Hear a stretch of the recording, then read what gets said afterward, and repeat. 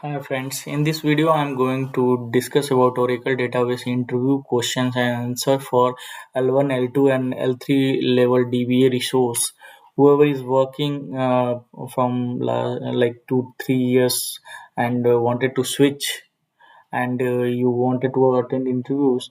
So since on the basis of my personal experience, since I'm working in IT from last 9 years and attended so many interviews, worked in a different MNCs. So on the basis of my personal experience, I have taken so many interviews as well. So whatever the questions are very frequent question that you might get in your interviews that I'll be going to cover in this session.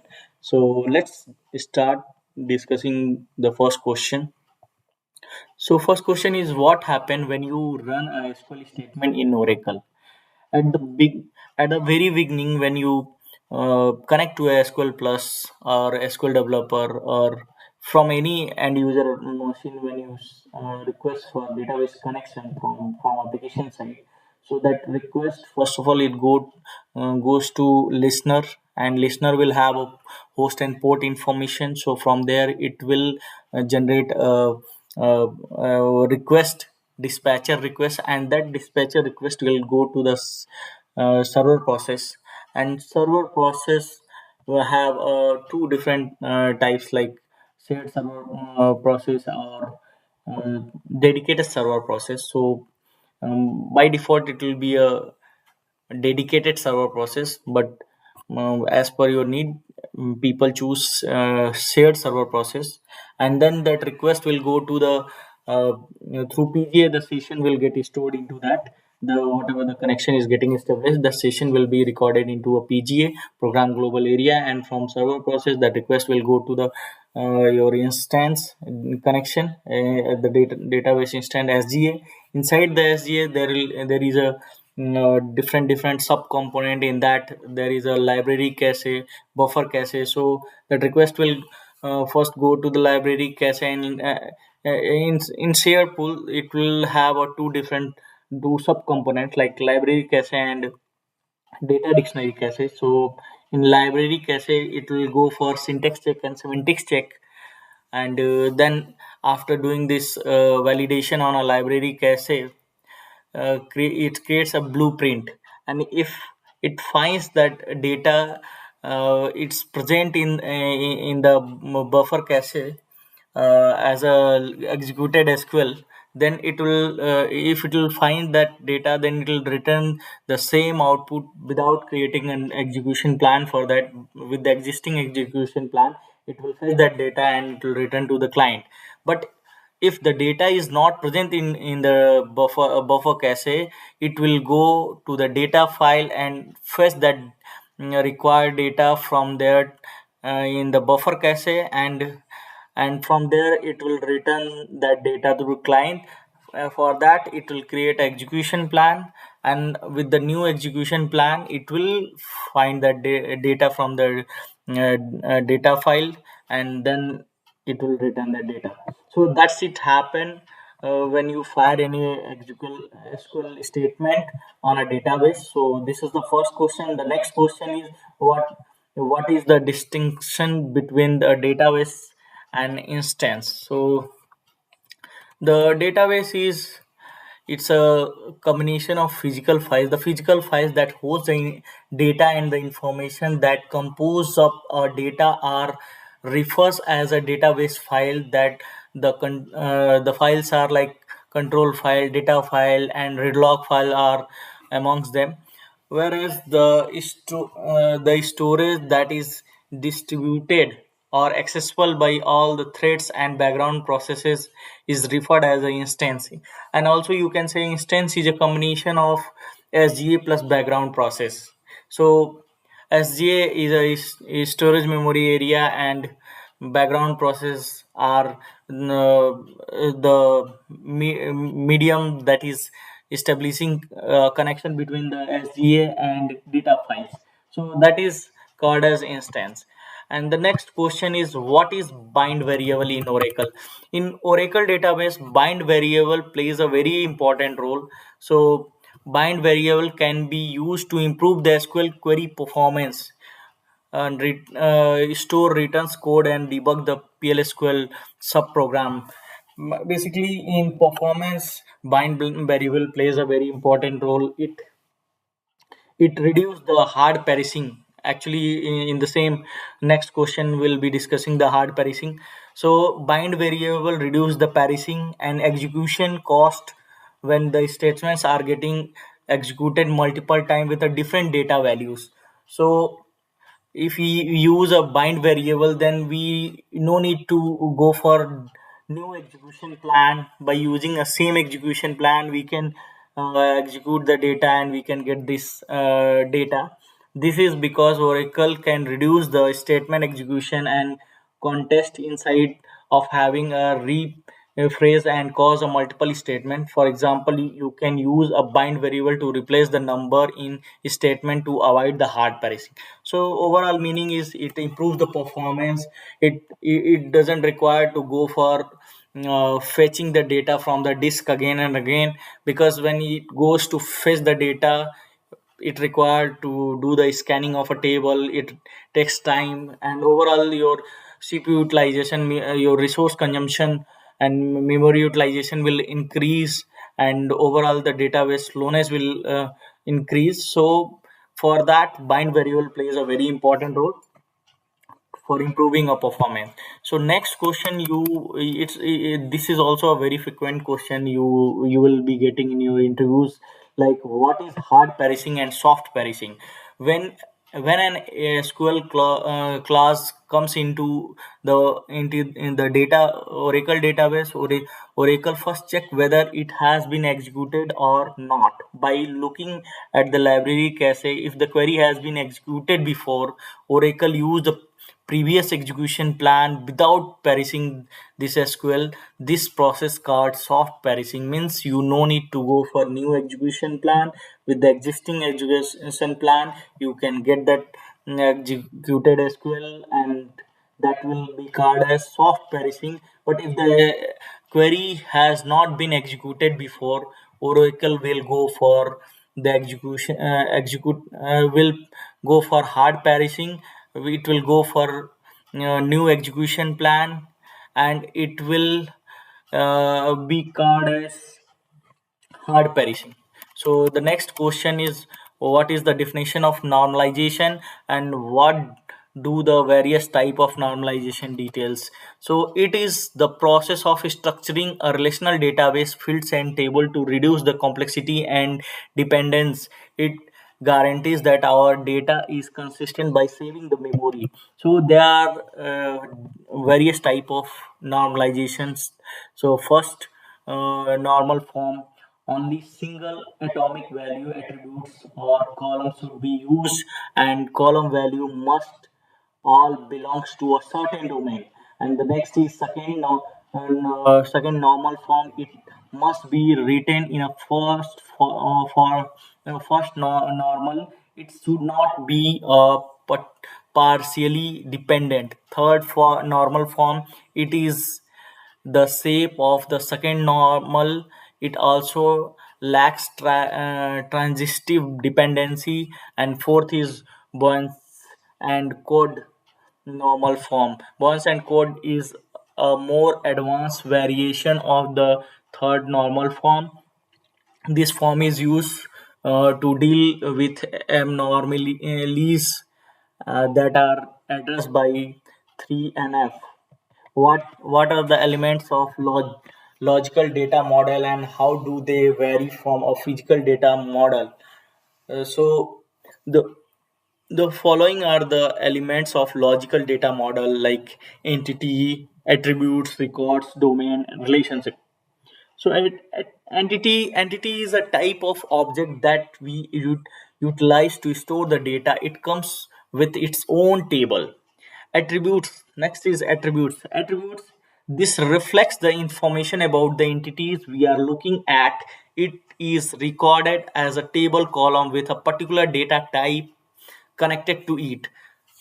Third is record. A record is a group of all the feature associated with the object for a single condition expressed in a table as a row. Fourth is domain. A domain is a collection of all possibilities for a certain property. A relationship between the entities is present by these objects. What is the Oracle grid architecture? This is also very important. Grid architecture, while working in a rack environment, you will be using this uh, architecture method.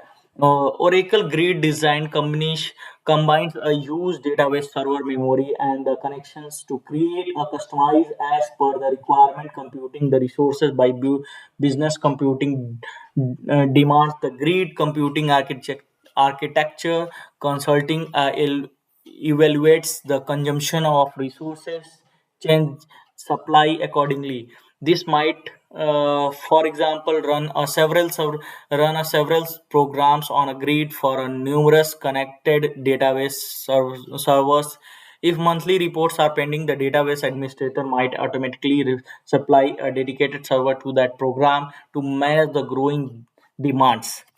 Grid computing employs advanced workload management, enabling a programs to work called cooperatively across the several servers as per the requirement. Data processing ability may be added or deleted, and resource within the region can be provided flexibly. And web services enables the rapid integration of application to establish a business. So overall meaning of saying grid computing or grid architecture is basically it's manage the resource and all the workload and services. It handles and manage those services on a grid level. So the next is what are the difference between the what are the different types of Oracle database shutdown modes? Yeah. So the first is normal mode. So normal mode, new connections are not permitted for this option. The database terminates when the all session quit. Like normal, you will just execute shutdown normal. So in that case, it will not allow any new connections. The database terminates when all session quit. Like all the session has to quit by own. So then only database will get shut down. But if you use next one like immediate, like shutdown immediate, new connections are not permitted and all ongoing operations are returned. Means your database will get shut down faster than normal, and it will not wait for those connection to complete. And transactional, so shutdown transactional, new connections are not permitted. Like everyone having same, like new connections are not permitted, but Oracle will hold until all current processes has been finished. See, it will wait for till the time the all connection has to finish. And in immediate, as you can see, all ongoing operations are returned. Means ongoing operations will roll back, it will not wait for finish. So in transactional, it will wait for finish and abort. This occurs instantly. Like it will not take much time to roll back or even for waiting for those session. Nothing it will do, it will immediately shut down your database, shut down abort. uh, Although the database is not completely shut down, when the database is restarted required it will have to conduct a quick restore. We cannot utilize this in every situation. Yeah, this is not not permitted to use always. This database abort option we have to use in rare case, like if by using shutdown immediate, your database is not getting shut down, it's not getting rebooted, so you can go for shutdown abort in some rare cases, not always. So this is the thing. And the next is, why does log writer comes first before DB writer writes? So even we know DB writer background process we called lazy writer. That is also reason. And also like because log writer main duty is to write the reader log buffer to a read log file, which guarantees that all data changes are securely recorded, so there is a no chance of data inconsistency. That is the reason DB writer writes first. After that only log writer write first, after that only db writer writes.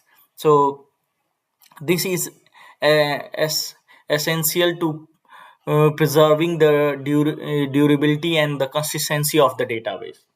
Assuming we have a repeated entries on a disk and a power interruption occur, the transaction can be recovered by retrieving the reader log on the disk. This method makes a reader log persistence first, and the temporary blocks are sent to storage. Yeah.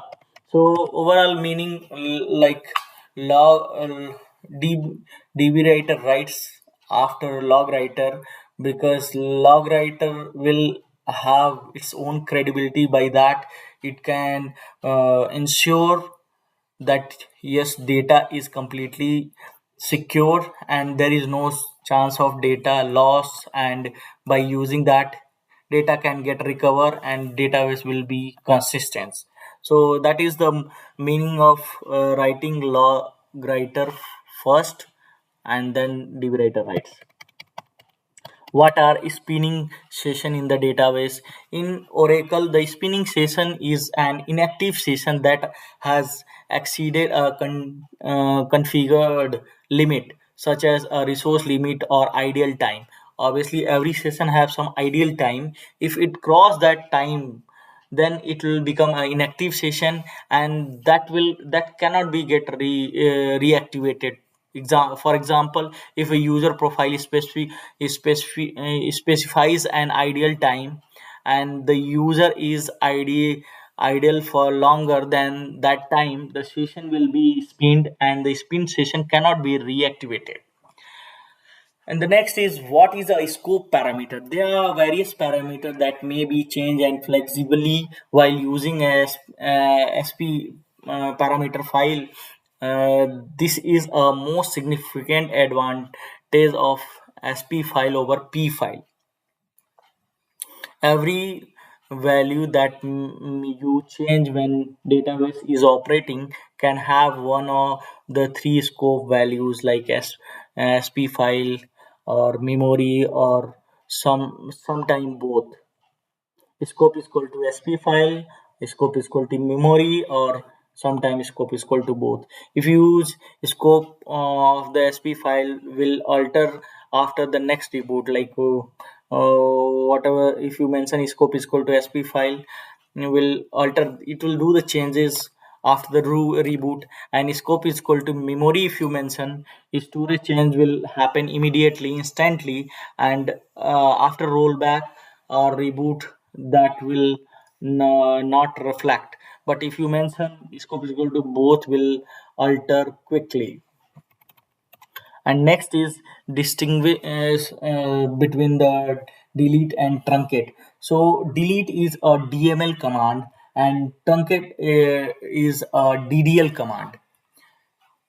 Means ddl means here the commit will happen automatically, and dml commands you have to do the commit by your own.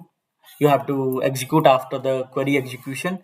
You can use whether where condition with delete statement. You, but in truncate cannot use a where condition with a truncate statement. Delete specifies the rows where condition.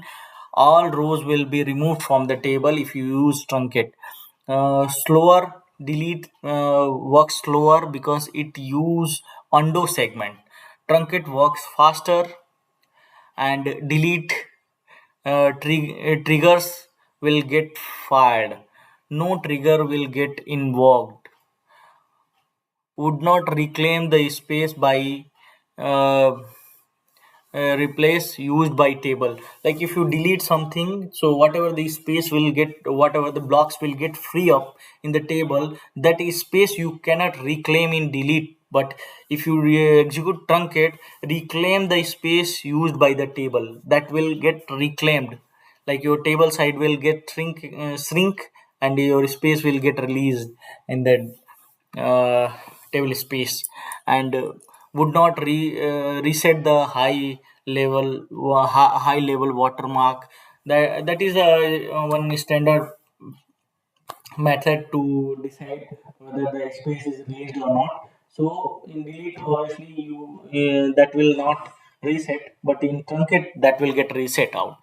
So the next is yeah, what exactly do you mean by recovery catalog? So Arman use a data structure called as recovery catalog to host the information about the Oracle database. The catalog is usually keep in a separate database. The recovery catalog adds the repetition of a Arman library containing within every destination database control file.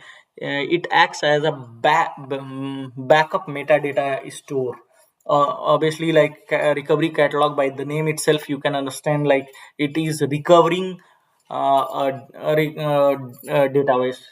So Arman metadata informations are stored into this. Arman backup metadata informations are there in the recovery catalog. So even if the destination control file or duplicates are deleted, Arman information still remains in the recovery catalog, and recovery catalog adds the repetition to the Arman library contains within the destination database control file. It acts as a backup metadata store. Even if the destination control file or duplicate file is deleted, still the Arman information will be there in that. So that's the overall meaning, like it behave as a backup metadata store. In case your control file is getting deleted or duplicates are getting deleted, even though you can by using this recovery catalog you can get that information of your arman related information, you can get it from there and you can do the recovery. Explain what exactly the deadlock is. Deadlock occurs when two operations are trying to change the row of a table that are restricted by the other operation. This is frequently caused by failure to issue the adequate row lock request. This condition can be caused by a poor designed UI applications, or the server productivity will suffer as a result when a commit or rollback action conduct or either of these program is stopped outside this restriction will be free immediately. Like in a layman language you can understand, like if on the same table rows, if two users trying to access the same table rows, so in that case deadlock will occur on that, and that will restrict the session for one of the user, and that situation called as deadlock. So this is all for for this video. In next video I'll be trying to cover other important question. So thanks for watching till here. If you like this video, please like and subscribe my channel. Thanks for watching till here.